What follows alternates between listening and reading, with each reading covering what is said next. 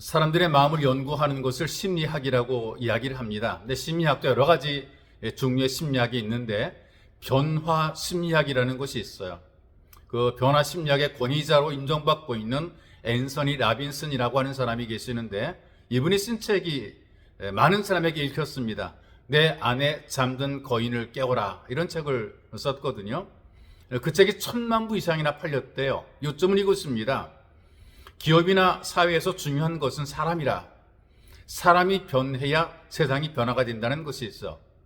사람이 불행하게 사는 것은 자기 속에 있는 재능을 집중적으로 개발하지 않기 때문이라는 것입니다. 사람마다 능력이 있는데, 다양한 탤런트가 있는데 그걸 묻어두고 살아간다는 것이 있어요. 이처럼 우리가 예수 믿고 신앙생활하는 것도 집중이 필요합니다. 이것저것 바라보고 신경 쓰고 참견하게 되면 할 일도 못하고 갈 길도 못 가게 되는 것이죠. 그래서 우리는 예수님께 집중하게 될 때에 성공적인 신앙생활을 하게 되는 것입니다. 성경은 우리들에게 늘 예수를 바라보라고 계속해서 요구를 하고 있죠. 그래서 우리가 하나님 말씀을 읽다 보게 되면 예수를 바라볼 때 거기에서 뭔가 기적이 나타나고 문제가 해결되고 또 하나님의 은혜를 누리는 삶 현장이 되는 것을 목격을 하게 돼요. 그런 현장을 여러분들에게 말씀을 통해 소개하려고 합니다. 마태복음 14장 31절에서 32절까지 말씀을 제가 여러분들에게 읽어드리겠습니다. 예수께서 즉시 손을 내밀어 그를 붙잡으시며 이르시되 믿음이 적은 자여 왜 의심하였느냐 하시고 배에 함께 오름에 바람이 그치는지라. 배에 있는 사람들이 예수께 절하며 이르되 진실로 하나님의 아들이로소이다 하더라. 여러분, 그 갈릴리라고 하는 호수는 밤에 굉장히 위험합니다. 물론 밤에 위험하지 않은 곳이 어디가 있겠습니까? 모든 길들을 갈 때 밤은 위험한 길이죠. 그런데 특별히 물길은 더욱더 위험합니다. 특별히 갈릴리의 뱃사람으로서 경험하는 것이 어떤 것인가? 밤중에 항해하는 것은 위험하다는 것이고 이건 상식입니다. 그런데 예수께서 말씀하십니다. 빨리 건너가라. 주님의 명령이기 때문에 순종하는데요. 늘 그런 것 아닌데 때로는 주님 말씀을 순종하다가 어려움을 경험하는 경우들이 종종 있잖아요. 요나 같은 경우는 말씀을 불순종하다가 풍랑을 만나게 되죠. 그런데 지금 제자들은 순종하다가 풍랑을 만나게 되죠. 이런 일들이 성경에 종종 있어요. 아브라함도 하나님의 부르심을 받습니다. 하나님 말씀에 순종해 가다가 그곳에서 기근을 만나는 거죠. 그곳에서 가뭄을 만나 고통을 받게 되는 거죠. 또 이스라엘 백성들도 하나님 말씀에 순종해서 갔는데 마라라는 곳에서 쓴물을 만나게 돼요.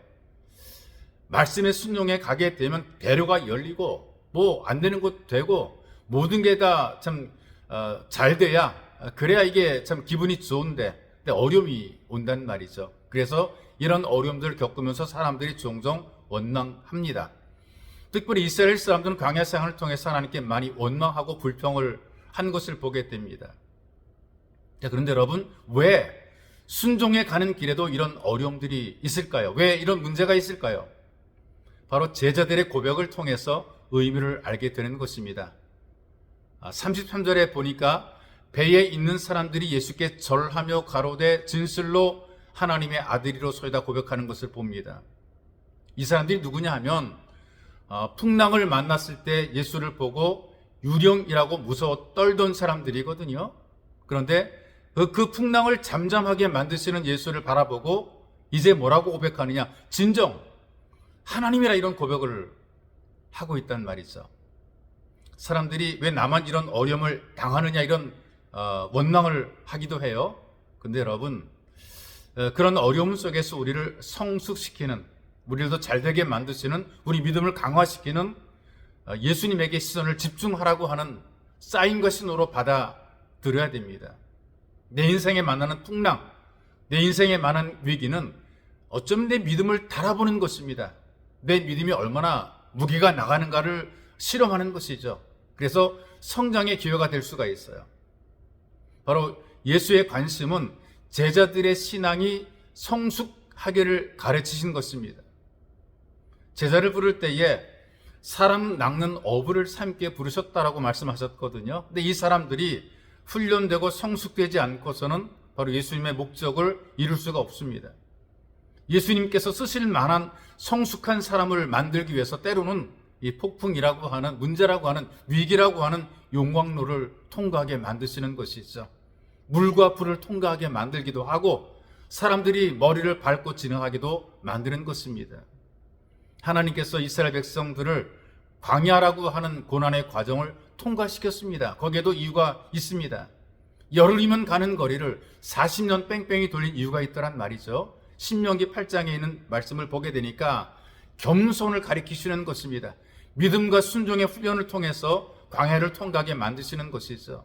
그리고 그들이 그런 과정 속에서 인생이 하나님 말씀으로 산다는 것을 깨닫게 하기 위해서 그 광야를 통과하게 만드시는 것이고, 그리고 결국 마침내 복을 주기 위해서 광야를 통과하게 했다라고 성경이 이야기를 합니다. 인생 살면서 누구나 폭풍을 만나게 됐죠. 여러분, 이럴 때 우리가 어떻게 되느냐? 집중해야 됩니다. 내 문제를 가장 잘 알고 계시는 하나님에게 집중해야 됩니다. 예수께 집중해야 됩니다. 환경을 바라볼 것이 아니라, 사람들을 바라볼 것이 아니라 오직 문제의 해답을 갖고 오시는, 문제를 풀어주시는, 그리고 모든 것을 넘어가게 만드시고 해결해 주시는 바로 그 예수께 우리가 집중해야 되는 것이 있죠. 예수께서는 지금도 우리를 위해 기도하시고 믿음 안에 성장하기를 간절히 원하십니다. 그리고 내 인생의 풍랑을 잔잔하게 만들어 주시고 그 풍랑을 통해서 우리 믿음을 성숙시키셔서 마침내 복을 누리는 은혜로운 삶을 살도록 이끌어 가시는 것입니다. 그래서 풍랑을 통해서 신앙을 성숙시키는 예수님에게 시선을 집중해야 됩니다. 예수께서는 지금도 이곳에 오셔서 나를 만나기를 원하십니다. 오직 예수께 집중하고 해결의 은혜 누리시는 예수 가족이 되시기를 주님의 이름으로 축복합니다. 살아계시 역사하시는 하나님, 인생 속에서 누구를 바라보고 무엇을 바라보고 어떻게 해결할 것인가, 이것저것 많이 생각하고 복잡하게 고민할 것이 아니라 살아계신 하나님 아버지를 바라보며 오직 예수 그리스도를 바라보며 예수님의 이름으로 하나님께 구하여 문제를 해결받는 복된 삶 살아가도록 도와주시고, 내 인생 가운데 예수 그리스도를 모시며 늘 주님과 동행하여 그 문제를 주님과 함께 풀어갈 수 있도록 은총을 덧입혀 주옵소서.